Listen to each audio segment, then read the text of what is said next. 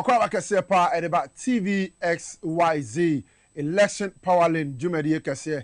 Yashi said the Babes some with Fisabri and Copem say Yebetwaba or my Ghana Mua Bibi Biara Becoso and your day about near Babes. So I 51 days per pepe. Now my Ghana Aquaco Twaba a yeoman penny for fra or Bembo Yashi so may be fun and Tama Pebi na or dear fra Midi at the Enke Obrempong Jumedi me na medium chairman. Kai na hunu na channel so see ane umienu ane decide jumedi abomunti enkoba bia na fe ene enkomo nyina ye mfa so ene ye bebo modern abawura ye digitization yes obi amanyoko mienu MPP ni NDC ene amanyoko aka nyina omo kasa efa digitization ho se ye digitization abefu ensem aba aye di be di juma efa ye phones ye banking ye juma semmo His Excellency John Dramani Mahama Edin Sembebire atudwade afa digitization ho sanso na eye Dr. Mahamadou Bawumia oye Frank Etufo edema MPP amanyoko no so abomoden digitization sem atoto mframamu bebire a obi biara ehwe anim se digitization eson faso aye betimi anya ewo manganim se ne betimi aboa yenkoso ne anyi ntum anase nke yenko akire kra ne yenkofa se ne eye niema no na nka digitization no ma yemfa yensa enka bushia menko ba bia ye dane ye ho aba na enne digitization ho nsem ya bomodin e de aba besomo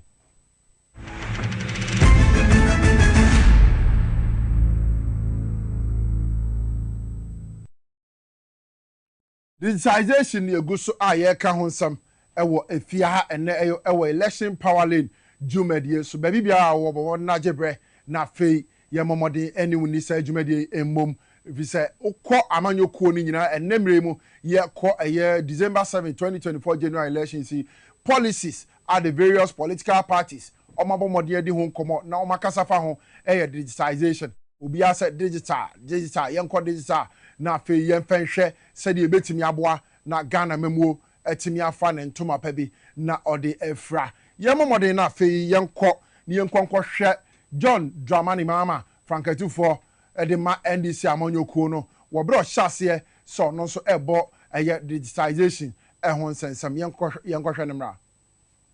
This is a fiber optic network that, as you've been told, travels for 800 kilometers starting from here, Ho, all the way to Boko in the Upper East region, and then connected to Accra to the data center and through there to the rest of the country. When I came here this morning, we went into the switching room to take a look at the servers that are driving this optic fiber network. And we significantly had a teleconference with two of my ministers.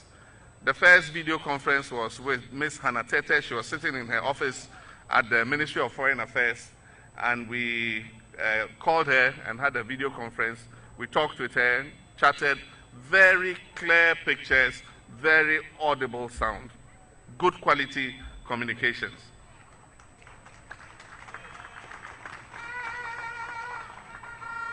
And then from there, we called the Upper West Regional Capital, Wa, and we spoke to the Deputy Minister of the Upper West region. And there again, very good quality communications, good sound, good video, and it was a very inspiring thing. This fiber optic is going to allow us to do a lot of things. As I said, it's 800 kilometers long. It is going through 120 communities, all the way to our northern border. And it is going through 20 districts. Now, in every district, every public facility is going to be connected to the fiber optic. And so for every district, schools, hospitals, district assembly offices, police stations, you know, just name it. Every public facility in the district is going to be connected to the fiber optic.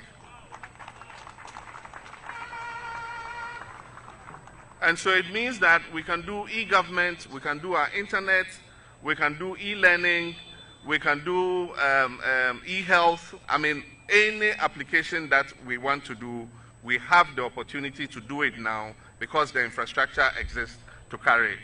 Fiber optic can carry video, it can carry voice, it can carry data. And it gives you a huge, what we call broadband. It is Excellency John Dramani Mahama, our ye Frank 24, Edema NDC Amanyoko, and I would no se Okasa area fiber optic cables or fix ye or my munina no bombarding so a person every district or my Ghana mua into or ye video calls or name pennyphone be no see a mudaho a clear. Then so a beboa ma digitization once and seminal etimi I should share on my Ghana no my Ghana. Etimi afan ntoma pabi na wafra ye be call Dr. Mamadou Bawumia ono so na so ye questions mribi na okasa e dey for digitization ho omo bisa no se omo mode na onchirechire mu mfentom yanko ne yankohwe Dr. Bawumia mra. A student of Techiman Senior High School. I want to ask, how is digitalization going to solve our problem of unemployment in the country? The linkage between digitalization and job creation is a very, very strong one that can use digital technology to do a lot of business, whether it's e-commerce, whether it is delivery business that people are doing. That digital technology expands the scope of the economy. It expands businesses. So then someone who is at home can sell goods on the internet through e-commerce and can hire people to deliver those goods and so on. May not have the money to go and rent a shop, but with the internet they can sell their goods. John Dramani Mahama and Dr. Mamadou Bawumia woman sema yakoshe abasese ya ni Excellency John Dramani Mahama nimrimu before answer no be free so now we share this fiber optic cables ase across Ghana ashe e-learning any niema bebre na digitalization no ekasa de fa ho a no no so bomodin ahwe se obetimi aboa na sa abefo niema aba no o man Ghana yenso yetimi enya echefa Dr. Mamadou Bawumia enso ekasa omo bisa no se den na digitalization no ebetimi aye e de abo o man Ghana no no so ka eka kire me se eba ebetimi aboa amenyuma ene niema bebre etimi akoso ye se bia opese won to ade ewo internet ne so na we na Ghana for ebisa bebre digitalization ekoso wo muguso adi hu nkomo se eno na ebetimi aboa no ye nkure enkure wo akire etoda bia network omubenya na omode aye kokra no na ede ma omo no omo de na nkomo so matimi enjoy sa abefu ensemi ya amanyokuo yi nyina ehunu se ebetimi aboa oman Ghana na ene ye beje homre na ye ne mpanifo womo wo animdie ewo eye abefu nsensemi ho edi nkomo ye hwe ye nkurase ene nkura wo akire na womo ombede na omo so matimi enya omo chefa ewo eye sa digitization ensensem ye ho ye modern ne agbawura eye Excellency eye John Dramani Mahama wo breko a ohia eye press na oni omodi nkomo afa digitization ho ne nsem bi okeka ye yenko ne yenko timira na fe yemi di ho nkomo. Let's face it, the digital revolution is here to stay. It has already transformed our lives in ways that were simply unpredictable only a few decades ago, and it will continue to do so. Around the world and here in Ghana, we now have digitized factories and even digital agriculture. This is the fourth industrial revolution. Indeed, the fifth industrial revolution, the cognitive age that brings human and machine intelligence into close proximity for sustainable growth, beckons us. And the sooner we embrace it, the more prosperous our nation will become. And this is why I'm a true and firm believer in the right to affordable and reliable internet for all our citizens. I believe that currently everybody should have access to internet connectivity. You may remember that 4 years ago, I promised Ghanaians that if elected president, I'll provide them with universal and affordable internet access. This promise still stands because my vision of a digital Ghana is as strong as ever. It is a vision that led me as president to deploy massive fixed and wireless broadband for reliable internet across our country, and it remains an undying vision. We need to be young in mind and in spirit, and this is a fabulous time in history, a time which we must be bold, create, and take advantage of the huge opportunities the digital world, particularly the digital economy, affords us. And so based on this vision of a new, vibrant digital Ghana, The next NDC government under my administration will partner with local tech startups and businesses to launch a digital jobs initiative to create at least 300,000 skilled employment opportunities for the youth in this sector. And so imagine this, 300,000 employment opportunities for our young people. And this is the field that they not only love, but they often excel at. I look at my children, my nieces and my nephews, and I'm amazed at their digital skills, as I'm sure many parents in Ghana are. So I'm telling you, like I tell everybody else, let these kids thrive. They are our future, so let them build this future. It will be glorious, I promise you. All they need from us is our support and understanding. And I promise all of them my full support and my wholehearted understanding. My dearest young Ghanaians, I stand by you 100% and I always will. When we talk about the digital revolution, we also need to talk about the digital divide, about those who are being left behind. On my watch, I'll do whatever it takes to provide universal access and bridge the digital divide in this country. We must close that digital gap. The NDC promised you this, and it was in our 2020 manifesto, that we shall train 1 million coding professionals in demand of digital skills for growth, business process outsourcing, and knowledge process outsourcing ecosystems, ensuring that no one is left behind in this. And this out here is Excellency John Dramani Mahama, or record share and central for na church and insem ediachom. Sir Neniso Adihunu, the Nesin and so, some Bakaya, or Brana or Sang Ape 2 minutes free on the year 2020 or Shebo, so bad Neniso Adihunu Bako is in so, and it's so Bema a digitized Ghana be digitized. Bibia baby and be abefu. Na anka by this time, crowd here, I was sent baby biara, ubi biara wo.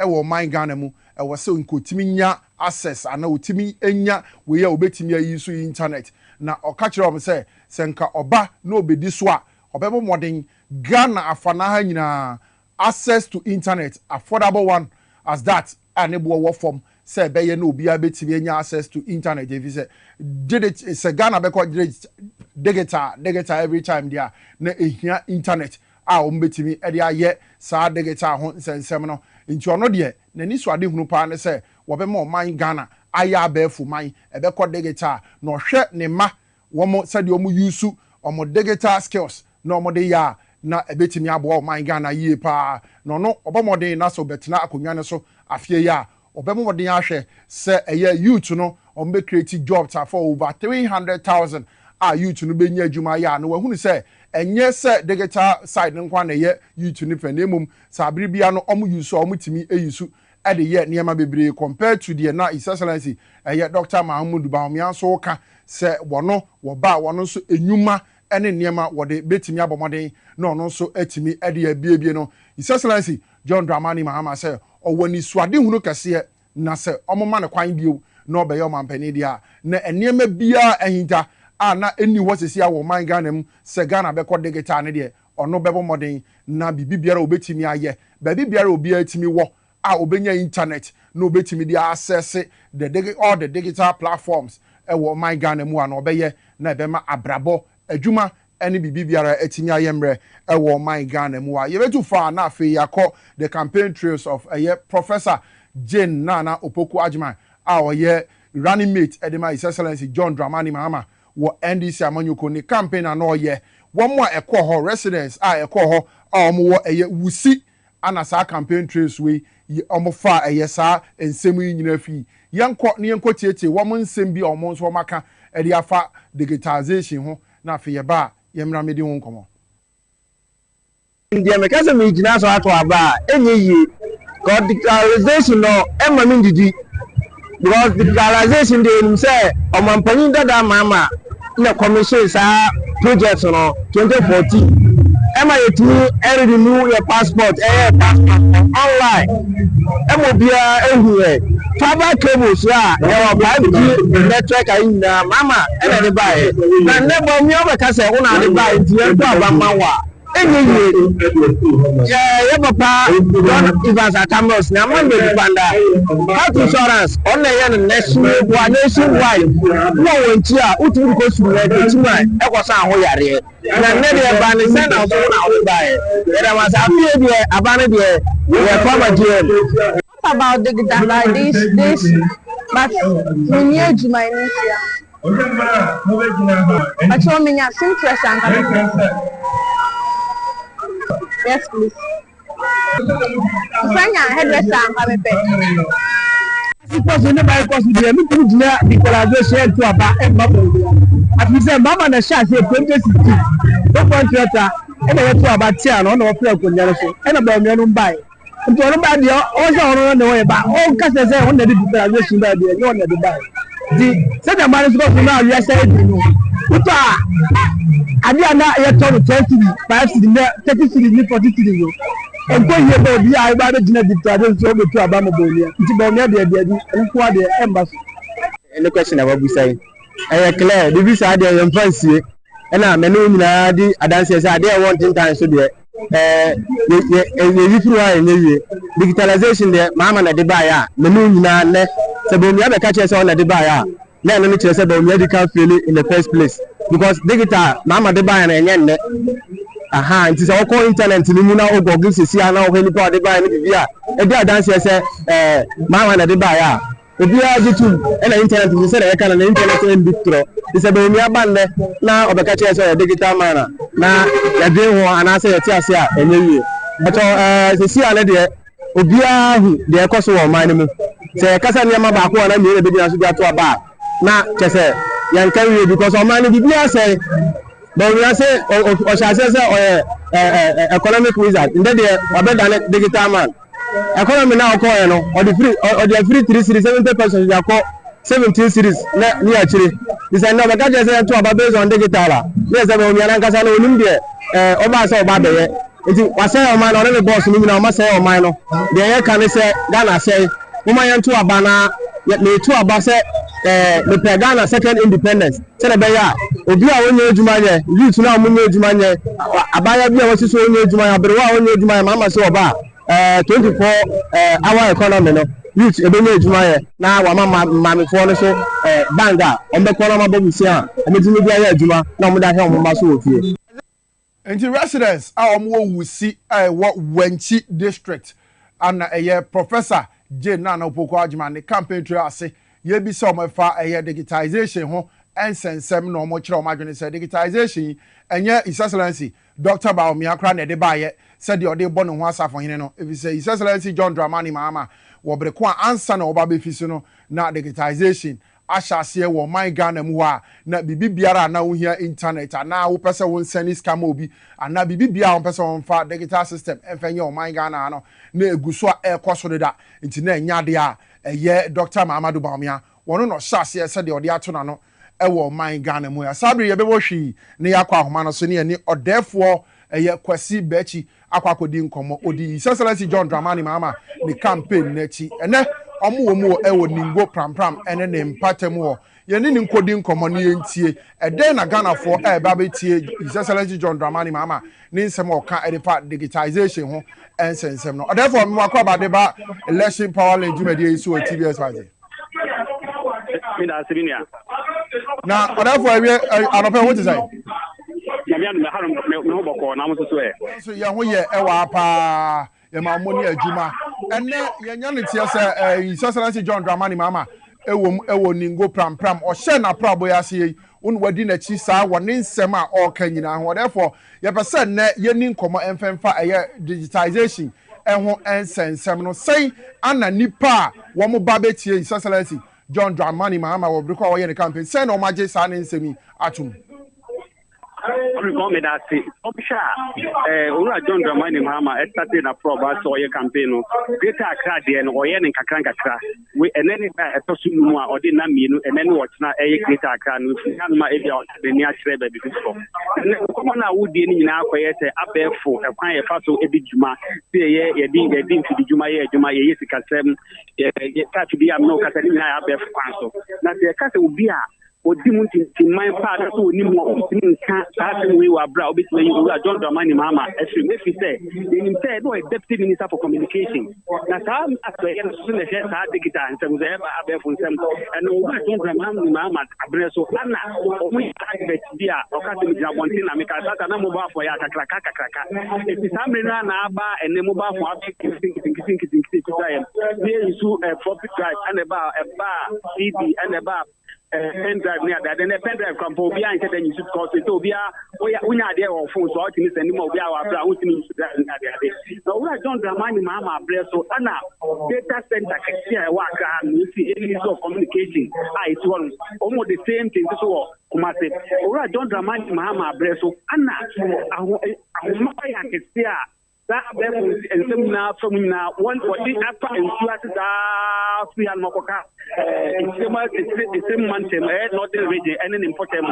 If you are kind of about the cable, no, well, let's see, I had Mokoka. Friends, it's same month, and now the Kaya, I got data digital center, over John Dramani Mahama and and to be what this are and Yama we have so Obia or the Baun to be any instruments to say the operator will see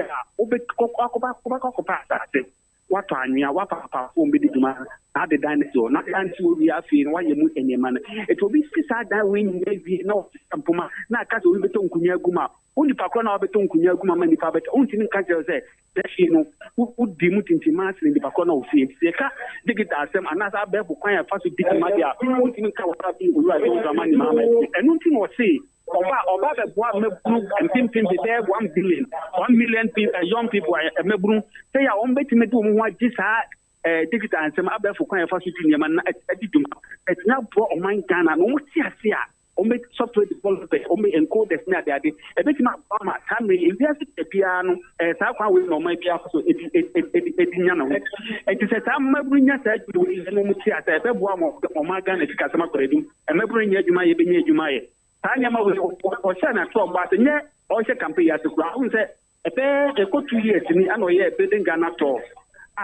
Ordinary man for team command ko bia oka wasa cho sa se wina so e kuri manifesto esi who can compare and for being to two ora John Dramani Mahama or back and hana to bia or they take it and send by out who we ora John Dramani Mahama will be any the city.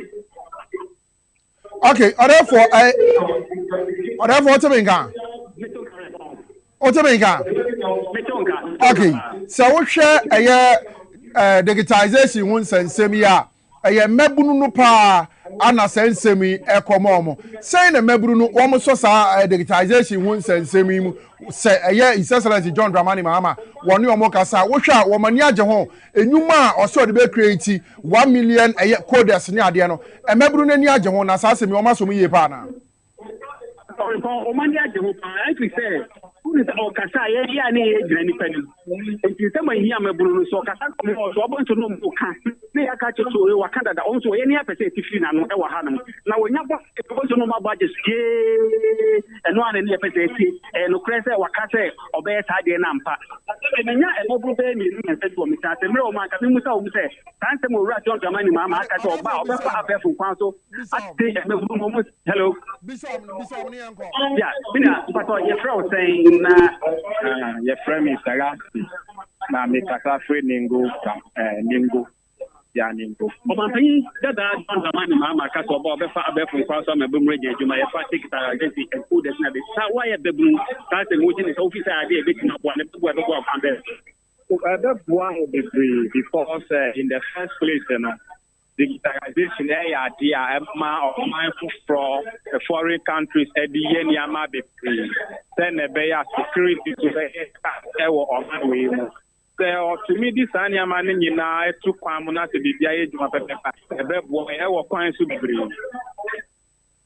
but so your friend say your friend move patrol that dem ko be the who agent say of only say patrol Vinia Obrempong agent digitalization aboa ebe boy say isi power Mahama especially power ono no de menim say oye say youth say oye obia they need just nyama no because ye di tia say wa betra so first time no saa nneɛma no nyinaa no ɛka aboa ɔman no yie ɛnyɛ ɛnɛ but the time nyinaa bɛpem ɛnɛ no waboa paa ma digitalization no akɔ n'anim na ɔsaa baa megye di sɛ ɔbɛhyɛ mu kena ma nipa sen yɛ aframpo a ɛwɔ mu ɔrefa ka nipa baako ɔno nso si ɔno so ɔrefa sɛ ayɛ no ɛyɛ nsɛm a ewiase ma ɔho sɛ yɛse obi ka asɛm a nokora yɛ a na ɛnokora no mu sene deɛ ɔka nokora no ankasa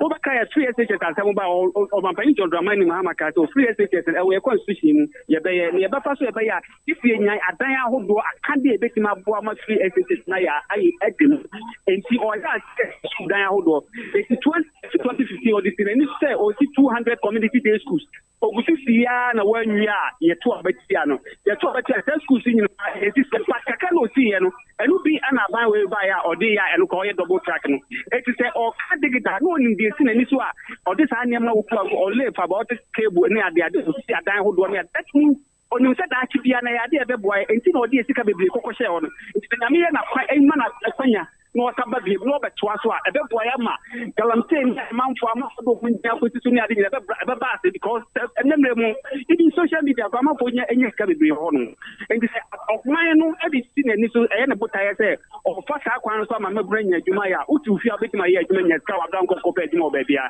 Exam de mebu na ni je ho pa no tem de obebo so bia no ombɔgye ne so se o mampanyin ye da wate pa sa wo de sa tem yi aba. Okay, therefore ye be do wase bebre se waje bre na oni adi nkomo yi ye be se aba ho bi wo mre sem na afi ya to ase nkomo yi so ye da se bebre.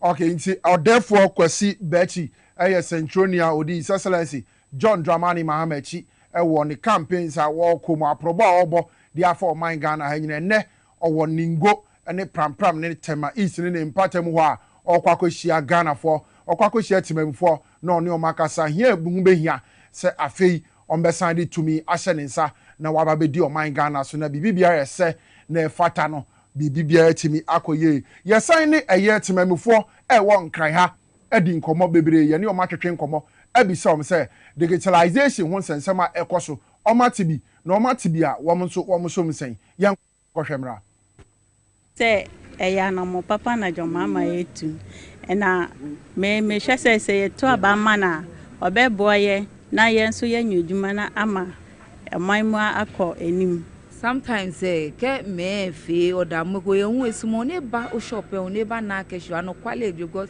ke ha fraud bi e hu wo is one ne ba no enyo fe ehi she digitalize the best nike I improve e ba wa wo no twumo le hu e ha wo digitalization de eye na akansi a ombe ya ye ni abrofo ne ni ye ne bese e se ye ne de na wo fam enti sampa se Muhammad miba no be hjem kina ka betimi aboye ni na e be ma ye ma na onba no so betimi esua nyoma bi afa ho ama aboa ase se yetimi hjem kina ma yenya esumfaso bebre every say na wo hwe wiase anyoma bebre ya yenya digital enti wotimi nkase bia ubesa akọwachi akakofa o system se ubesa okoto ade a na wasore na wafiska na wakoto na okoba na wafroka na wakoto anase bia ubesa okoto light anase okoye ya o sa nanti akoho se ne aba no mfi se eye se ye betimi ato aso na se mfumsuo bi wo ha na se bibi wo ha atochima wo ho dia na ya hyemu kina ama na ye enti me digitalization de me fo aso se ye nto ano so sa na me ensa nko ye chibiom kenyi wa mi mama wanye tuni gwaje chake le leboni nutumo yo ha ne tuegoda ni gaje etu ese no kugboye ni ba fe ke mi je lojo gba ba tun mo mi e ba jo ami oh kaji kenyi wa mi kaji ko ba bremo system mi wa ko se long way oh kaji ni bi chake wo ye wo yin wo ko no no wo ka chake wo hye ni wo wa wo yin ni fa na fe ojo gba wo mama nutumo digitalization fetumo mama no e wale yemi ni keje no ne fe le won e tun wo gbe no papa kun ko won fe e ba ye bua ofin mama nutumo e wale yemi ni ba ye bua wo ojugba o se die ka kremeti maka ne se ye shim kina aya de pad mayen ti se ba won system no obia okokru bia so a eno anu musuma omo so mutumpon wo ho na Ghana e ba ha no bebre entimi nye ndi se mpanifo e de school kura kire a anka bebo ye nyina nti yɛhyem kina na ntimi mu aye ne obi onim no nso na otimi esua me say your system no organ ha se no de bire ho anya adwuma obo ha wada ka kra no wogina ha ne de okobese next 3 street ni so ta se nti bia ne bakoro gina nkoba fa no wo akogina akiro no ho a ono nso wogina na oyeye na wo de kan ne de echini ebi wo hom nya botre ono nso on fro no okansero nti panifo anhwe ye road na edin bia de bema ne bia se de me ni ya so obi gina ha ne so bia odaka na so peka ebita ba ne chen street sane man ne edi eyini ade e hayo adwuma na ye ni mu nti timamfo a ewo oman Ghana Accra ha ne ani omudi nkomo efa digitalization won sensem a ekoso na utie omonkomo mu a na obia energy eye abefu niema digitalization won niema obia energy ho yie pa na omo hwanim se emom ombe hyem kena na ye papa ne nkoye ade obi befa so kra di obi bone na emom ebeye kama obi tini fie woti fie ura internet ne so a wotimi odaduane wotimi oda bibi biara a wope na ebema abrabo no etimi aye kama ye beba wura eye His Excellency John Dramani Mahama ne fiber optic cables a obo modern lay wo man Ghana ha wo breko ansa na ofi o man Ghana mu ye bekwa ba ekoba afi nkomo na aka nyina no ye de beka ho ye nkono enkohwe ne mra. This is a fiber optic network that, as you've been told, travels for 800 kilometers starting from here, Ho, all the way to Boko in the Upper East region, and then connected to Accra to the data center and through there to the rest of the country. When I came here this morning, we went into the switching room to take a look at the servers that are driving this optic fiber network. And we significantly had a teleconference with 2 of my ministers. The first video conference was with Ms. Hannah Tete. She was sitting in her office at the Ministry of Foreign Affairs, and we called her and had a video conference. We talked with her, chatted, very clear pictures, very audible sound, good quality communications.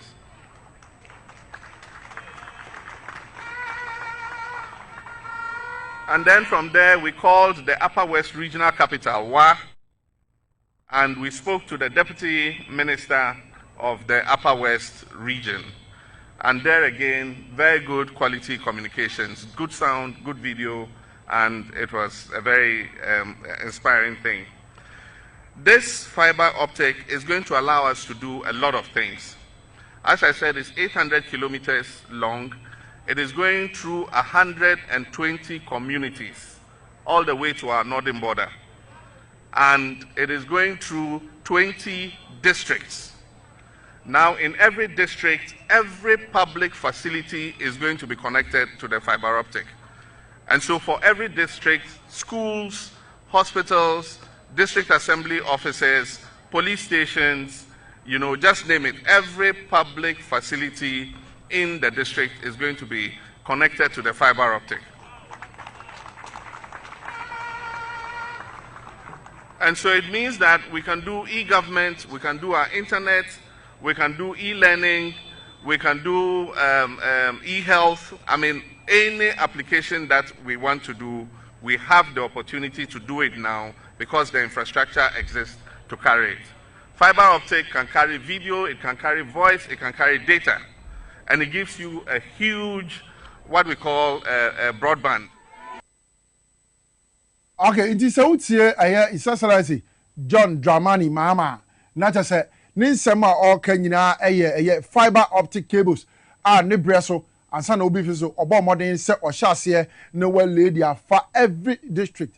Or my Ghana Mua, nothing can be Bibia, Etimia Kama, you bet me use internet and Abe for near me, digitalization, EDS, Yedibay in healthcare, Yedibay driving, just a Bibia, or my Ghana Mua. And kibeti me this digitalization near me or shall see nan kobeti me abua yebeko ahmanoso na ye Charles McCarthy or ye the ultra liberal editor edema the Hawk newspaper yebeko na eni akokodi nkomo na afi digitalization ho nsensemi ono so atimi ede ni nchemu ababedom yen McCarthy am akwa ba election Powerlane so enano pay. Obrempong, Josu. I would say double. Bibi abako na so e. So ano pe manyansi ano. Okay. Yɛde nyankopɔn ase. Yo, ɛna yɛdi nkɔmmɔ ɛde afa digitalization ho ɛnsɛnsɛm. Sɛ wohwɛ a, sɛsi a the two big even major parties ɛwɔ man Ghana ma ne MPP ne NDC nyinaa no, wɔn nsɛm a ɛda obiara no ɛyɛ digitalization. Obiara sɛ ɔba a ɔbɛbɔ mmɔden na wama digital system ɛtumi ayɛ adwuma ɛwɔ man Ghana mu a digitalization ɛyɛ ade a aba na ɛba bɛboa ɔman Ghana na sɛn ana Ghanafoɔ nsom mfɛmfa. So, now I see near Kenya with the mum, Powerlane. The lane, election Powerlane. Election Powerlane. Oh, yes. Now, digitalization and not digitization there. Idea, yes, Emma, or mind, anything, my money, I will share a very corner. The year moving from analog to not just a digitalization.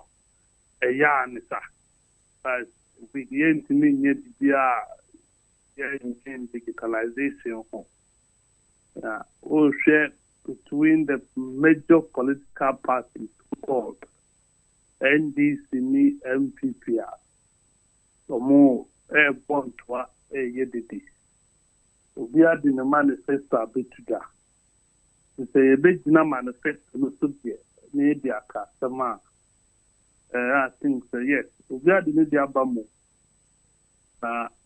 Focus on the same and national sector said the vision of the two political parties relative to digitization and digitalization. Is it the same? I can tell you on authority say and the same. Charles, I don't think the same. Osha Bacho betimi abo yinchimu kaka. Manya Kenya ashe MPP for manifesto no. Okay. Samson amashe MPP manifesto. The offer MPP manifesto vision when it comes to digitalization, the vision of that, more emphasis is making Ghana a tech hub and creating a digital economy driven by innovation and technology. Many message passage in arbitrary, but I can't make me can say as MPP I don't know, innovation focused, more focused on digital economy. So, then you meet technology, available, economy.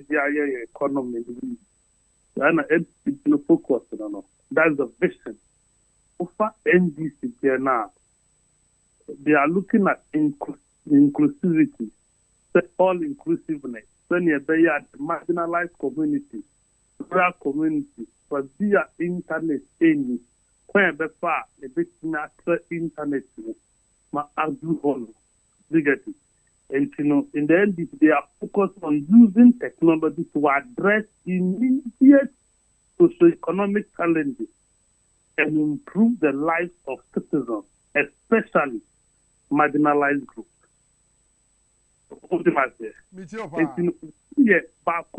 People-centered and economic-centered.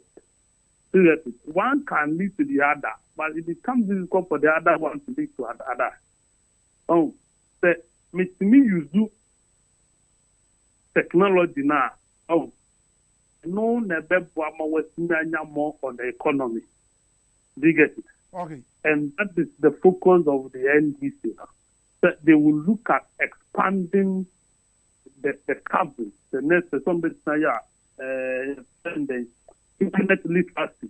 So they are to use data affordability. The new number data boy the papa. 300 plus you cannot buy.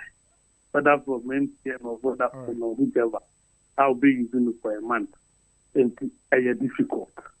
And then soon you better not know na internet na fast, na reliable, na tinyabwa. Okay.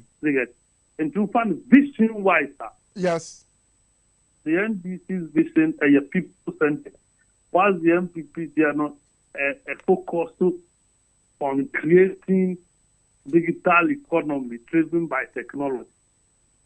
Okay. But when you say or present by a better leverage on technology, well, media improve the life of the citizens, especially the marginalized. Yeah, as the young can be my how can we be part of this digitalization agenda? That is the focus at ND before the NT. And to find the vision of the two now and yet the same. Okay, Charles. Not me baby say. Wohwe baby o man Ghana adu ya wotie nkoma ya didi ya ne temamufo bebre edidi akasa fa ho na obi ani eyaje eye digitalization ho ensensemi policy ya ebe anasa digitalization ya empedifo person omo yi of course was say Ghana ni bi anya access to it but wohwe ye nkurase na kura atete ne ho ye to da bia network nsem kekekra no eye de mom so mbetimi ayekọ uzu se nhyehyɛ ben ana mpanifo a wɔn benya akwanya di ɔman yi so no wɔn mfe nwa akwam sɛ bɛyɛ na Ghana ni bia betimi anya access to digitalization ho ensensemi yo me see say exist more expanding infrastructure that the best expanding infrastructure to the remotest area ewo Ghana then be a Ghana ni bia business ya obetimi anya internet no we use the internet and no necessarily a primary focus. How can people use it? Obia no bit near use one. No born to sing. The no born yet thing I didn't see and talk. The no boy for and the bit near you. It has be affordable. It's not about see a better to your digitization. It is not affordable. Internet board in Ghana. Come on. How many Ghanaians and live beyond the 18.60 pesos minimum wage? No, be 565 Ghana a month. Or better than was not to internet 350. I use it for a month. 310 for a month. Send a becker. They say, no boy, no matter what they do. So the internet in the back, no boy, the internet. Into almost some not boy. That is the only way I bet me a benefit. That's the only way our citizens to get the car. The bank can be able to buy radio stations, TV stations, some of them will be managed to gato. But when men soon a yen to your bepa, now you see a crash, the best managed TVS by the car. Now power FM my see. And then I move go Facebook Live. Me what? Yeah. Oh, what TV? So still you go to Facebook Live. And then man access the internet. The make Facebook internet. The band no boy there. How do I do it? Many women say Ghana. I would talk credit in the band 10 cities. It's because those 1 week. If you are 24 hours now, me what? You need to buy again.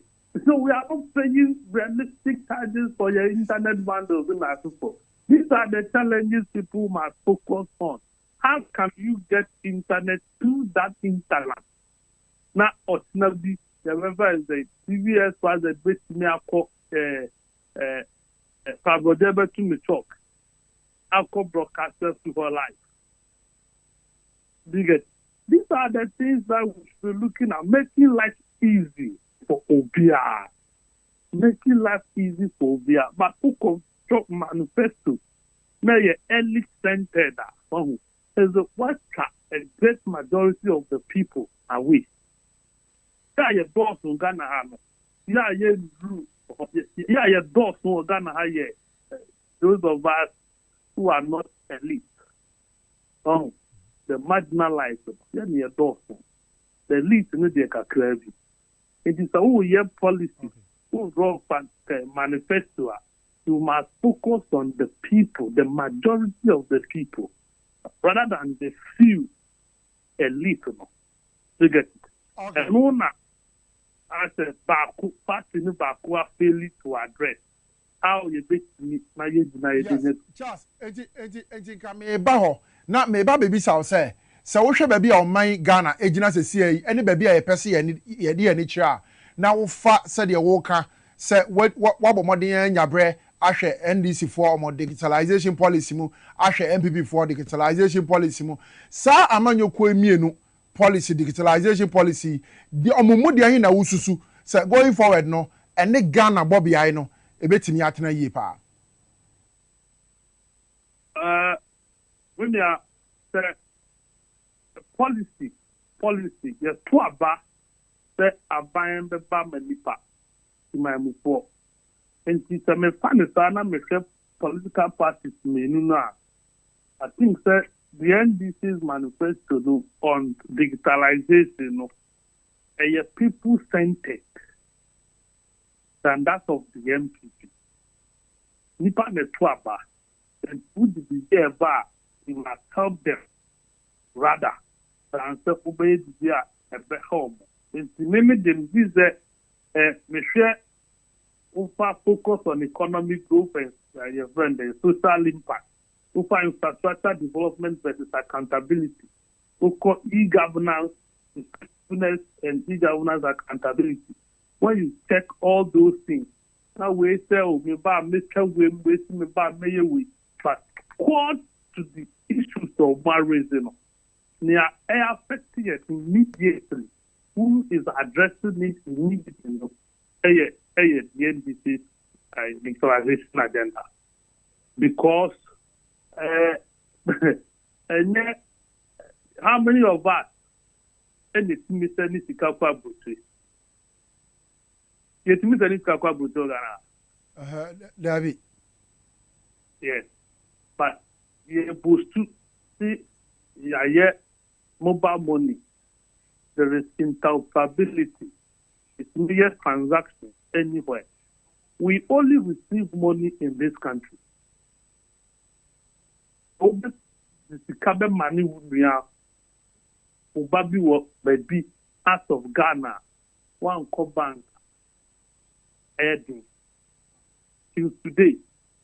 So beyond means private pastor, I was Ubabi for Abrute. Ubabi was Togo, Unabi was Togo now, pursue sending his car, but my mobile. They have not been able to address this simple issue. Wow. Okay. That is primarily no maybe like make an I don't know. Is that a focus, a approach. Oh, the who yet not M1 depend and now not a for future. Then I don't know what it is. You need the immediate term effect. You need the mid-term and the long term. Do you get it? Okay. I make us NDC there no more people centered into much less kind of needed to see expanded the base. Let me come crossing. More people connect and they are share infrastructure expansion. Do you get it? There's that 15 million, 10 million promise to fintech funding as for 100,000 employment for Ghanaian digitalization. Both parties are saying it. That what does that then and what addressing? What is that addressing? Because immediately what is that addressing? It is not addressing anything. Which is do be 300,000 digital jobs. Where?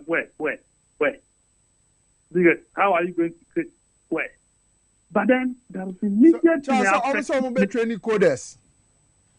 Oma ebi be web designing any other way and no almost some be funny pa be youth be 1 million na fi o matimi e de o ma fasa antie no. You see matches uncommon. But a part of the matter is that we no take an and now almost say bonzukori cable no yanko off. You do not have internet on your own. If you don't create anything on your own, you are relying on a third party. And who rely on Woody and Nema. Before you want to talk of robotics, now robotics, you must establish there must be something from scratch. It must be incorporated in our syllabus in schools. There was schools under trees. Many look at schools you are not put in the you have not been able to eliminate schools from under trees. School now was CBS, robotics no yen Yes, Charles. Robotics, would they be part of it or they will be cut out again? You see, we should be able to think as people. See, building upon what we have. If you want, and now we go from 2 to 3.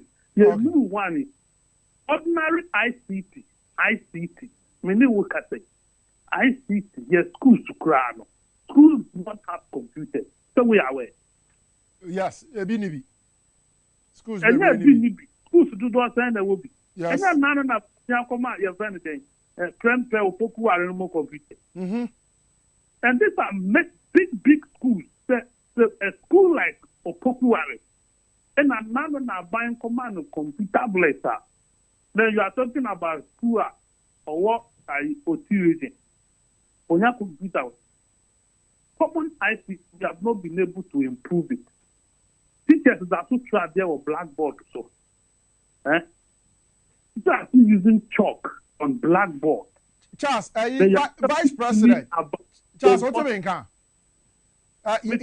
Yemfa sa question we na fe yemfa yem community every Vice President say wa check tablet e dey ama secondary school say what Ghana hanya say dey bebo na digitalization won sensem etimi aboa adesua no what you be na hu ni say Obrempong and say judgment ye ampa omo launch is our program no correct be omo ma school back kum dey be that tablet no many will say schools are omanya omonsan ka tablet ni ya no e dot so schools are you mom me mom is the moon katao in fact the whole of OT not a single school have received over voter and the same thing. I saw how that no more launch. Hey, 1, 2, 3, 4, 5 schools been on Munsa Kabi. What are the rest? And the minute we Peter Bynes in Kaya no way. Okay, Charles. Now, what is wrong with that policy? The whole school don't have computers. Our library is empty. What he wants to get one tablet. What it means is that a primary school no far. On tablet no tablet. Now your mobile, how would they get it to read? How would they get it to use? And then I am talking schools to no library. And I am talking schools to no computer lab. No, be about who be using now. We now power just for now. Connect the new ones coming no. Enjoy be using. Can Ghana as a country afford to be paying 350 million plus yearly to be buying tablets? But Ghana yes. Ya bedo ase. Na ya de enen komo no esi ha ebre sem no ya be sa ajebre aba ho Charles McCarthy na afi wabo modern ede nchiremu ya san adome bio. Yera se pa. Okay, it's Charles McCarthy, the ultra liberal editor at the Hawk newspaper. And I'll tell you in case of this change but messages kakra yensa akawa yen kind of too. Now for news team no I am ready. I'm maintenance now for your I say good morning SYZ TV. I am Mario and I'm watching you live at Teshi Krobo 1 School. You guys are doing a great job for changing Ghana we want. Okay, yeah, to us I say good morning. My name is Alfred from Tema West. Thank you very much for the good work you are doing for Ghana. Please, my people at Anlo to Keta are crying for good roads and market and the seed events. I wish Mama should visit this area. Okay, Mohammed T. Obeko Ehonam. I say, hi, I am King Legend from Ankasa near Elubo in the western region of Jomro. JDM is the digital man, but because some Mr. Highest degree liar man has done nothing but has destroyed the economy, wants to lie. Okay, and also, Nadia or the buy, yeah, sure, say Ibrahim Salifu is good message for Mahama. Okay, message is leaving you go say digitalization is not Ghana card. Ghana card is not digitalization. MPP is lying to Ghanaian peoples and cannot change Ghana system. MPP government is a liar. Busia ana ebrebe kwai near the election Powerlane Jumedie no so aba awiye enne. Nyankopon ya admo nyina ochina me ne obesa hia ewo Jumedie so na before ameko na me pesa me ka say always remember that it is only the good decisions that you make can give you a better life and not your feelings. Midi at the end Obrempong Jumedie me na midi ho chia me Nyankopon ya admo ochina 11 a.m. me ne obesa hia Powerlane so makramo.